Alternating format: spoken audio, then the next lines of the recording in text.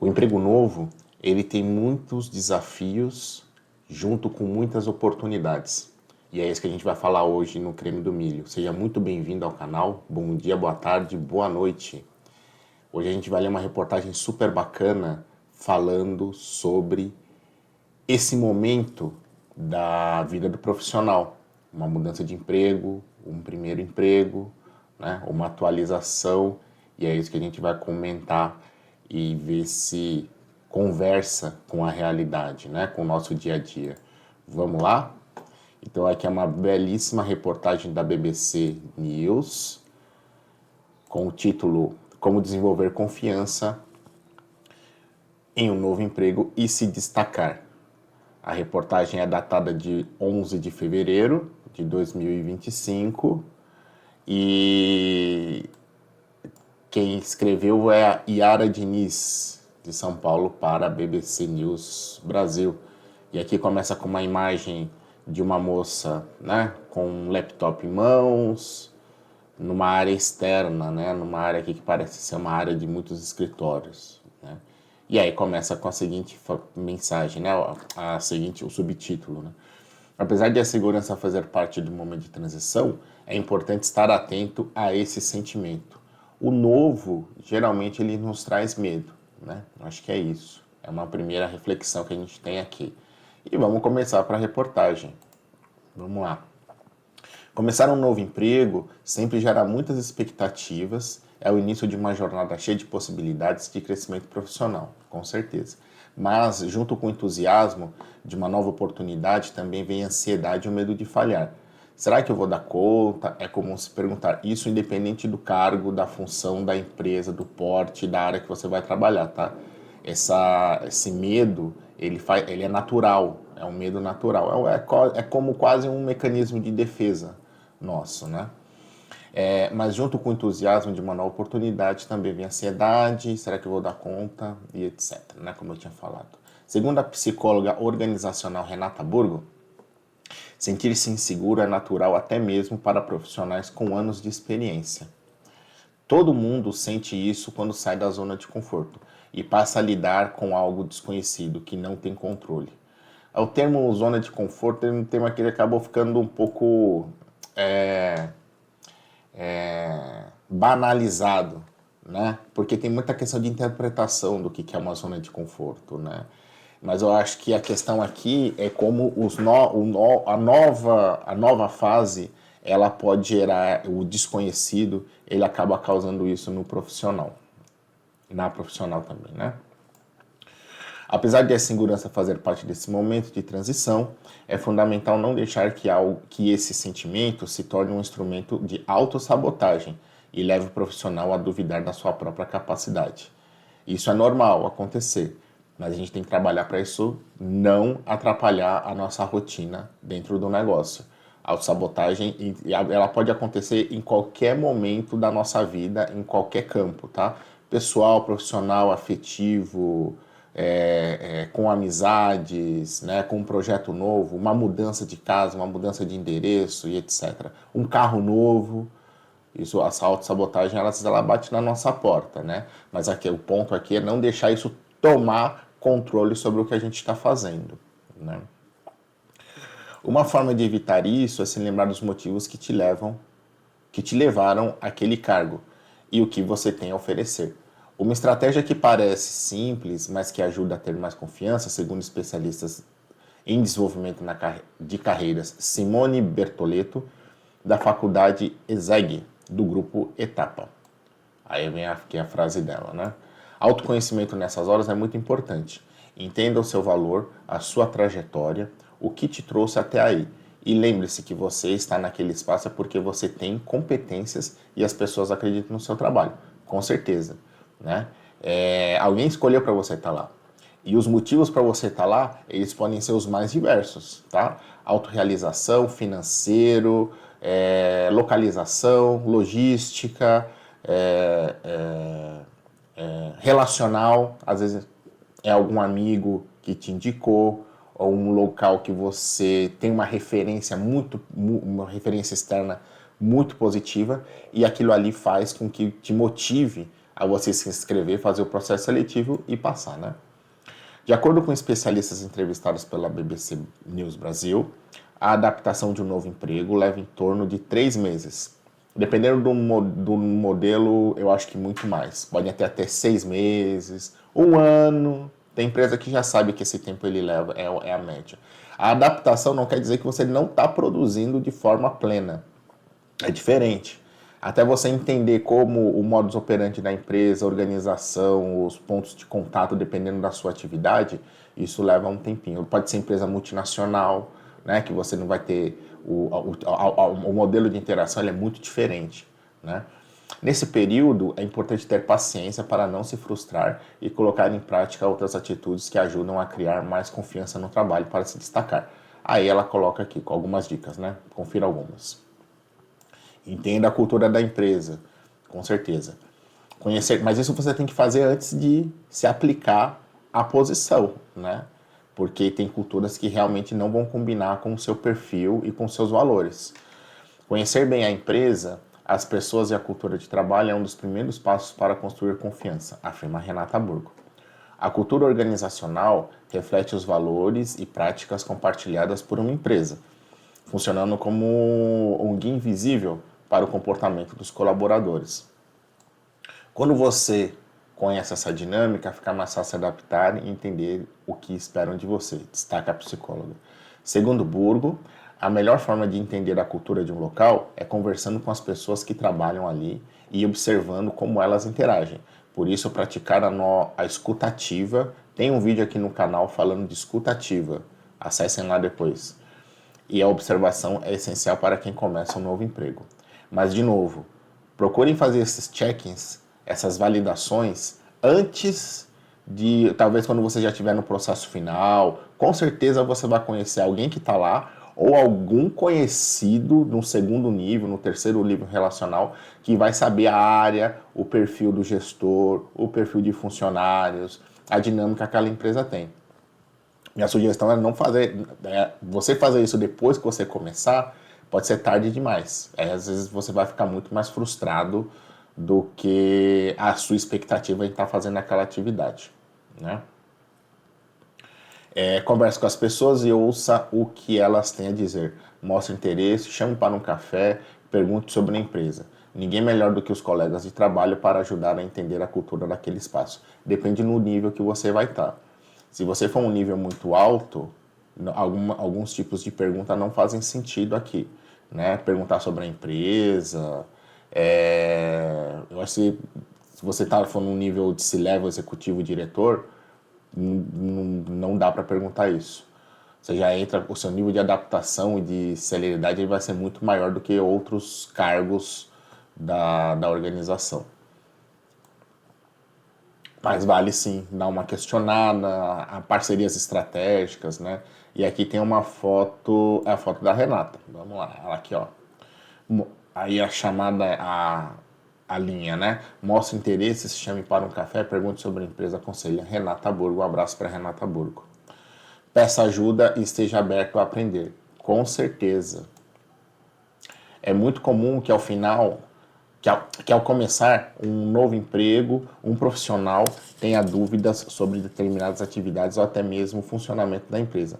Nesses casos, os especialistas são taxativos. Pergunte. Pergunte e tome nota, principalmente, né? Pedir ajuda também faz parte do processo de construção de confiança e mostra que o profissional está aberto a aprender. Sim. Muitas pessoas acham que ao pedir ajuda, elas estão demonstrando fraqueza, sendo que é exatamente o contrário. Com certeza. Elas mostram que têm humildade.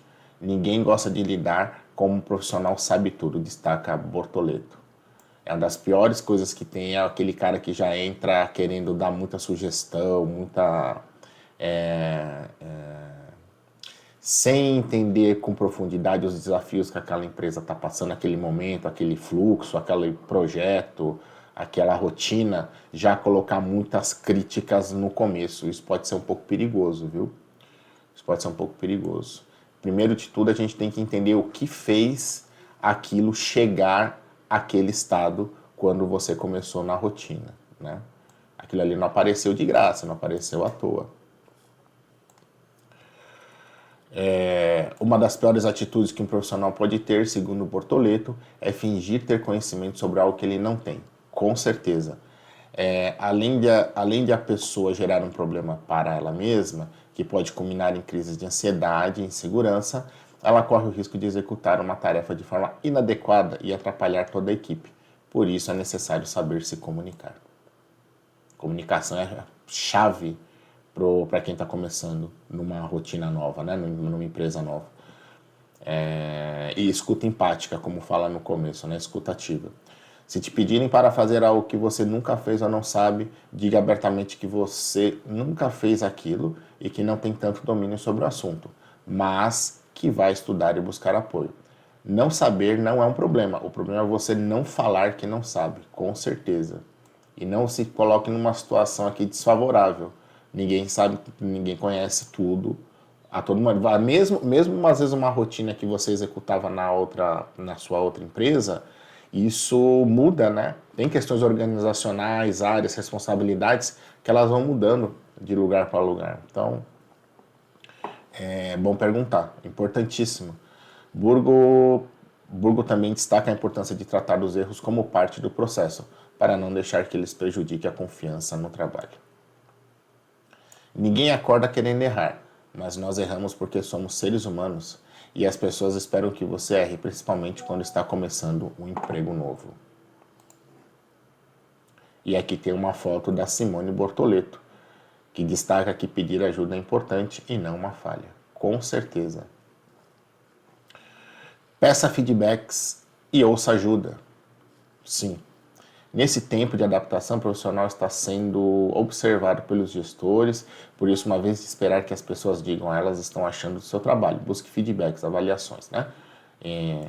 Para saber se você está atendendo as expectativas e se tem algo que possa melhorar.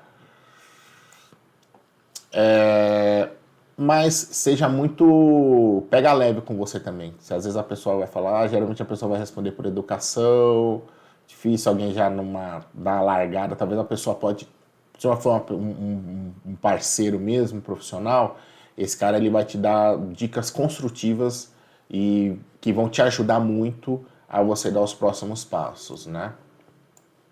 A gente fala muito de protagonismo no ambiente de trabalho. Isso significa ir atrás de informação e não esperar que as pessoas venham até você. Quem toma a iniciativa se destaca, destaca Burgo. A psicóloga também ressalta o valor de ir além do simples cumprimento de tarefas. Isso não significa, contudo, se sobrecarregar com demandas ou fazer o trabalho dos outros. Ponha limite sempre. Entenda antes e coloque o limite para poder você não virar o famoso curva de rio. Ah, ele entrou, vai passando para ele. Vai passando e vai passando e vai passando.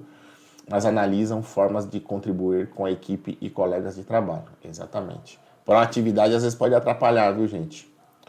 Quando você ajuda um colega com sua experiência, traz uma informação que ela não tem, um contato ou uma ideia. Você está indo além e fazendo um pouco a mais do que esperam de você. As pessoas valorizam esse tipo de atitude e isso gera mais confiança. Legal, mas sempre com limite ou algo temporário, né? Busque destaque, mas cuidado para não soar arrogante. Aí tem uma outra imagem aqui, né? Não há problemas em propor melhorias, mas busque fazer isso envolvendo a equipe, aconselha especialista. Ninguém gosta daquele aluno que na sala de aula é excessivamente participativo, ou daquele que em qualquer oportunidade só quer falar sobre ela ou dar experiências que já passou. Isso aí é chato. Tem limite, né? Mas isso de forma recorrente torna o ambiente cansativo. Situações como essa também acontecem no ambiente de trabalho, onde o profissional, ao querer tentar se destacar, pode soar como arrogante. Sim. Algumas pessoas, na tentativa de provar seu valor, já chegam propondo o que eu tinha falado agora há pouco. Já chegam propondo mudanças, apontando gargalos, e isso muitas vezes não pega bem, porque você passa uma imagem de alguém que quer ensinar, ressalta Burgo. Segundo Bortoleto, não há problema nenhum em propor melhorias para o ambiente de trabalho e usar as suas experiências na hora de apresentar uma solução. Contudo, é preciso ouvir as pessoas que estão há mais tempo naquele ambiente e incluí-las na discussão, com certeza. Você acaba sendo um agregador para poder você conseguir colegiar tudo, fica mais fácil, né, para você tomar a decisão. Se você faz parte de uma equipe e vê que tem possibilidade de otimizar uma tarefa legal é procurar as pessoas para ver o que elas acham. Se elas têm outras sugestões, e juntos elaborar uma proposta.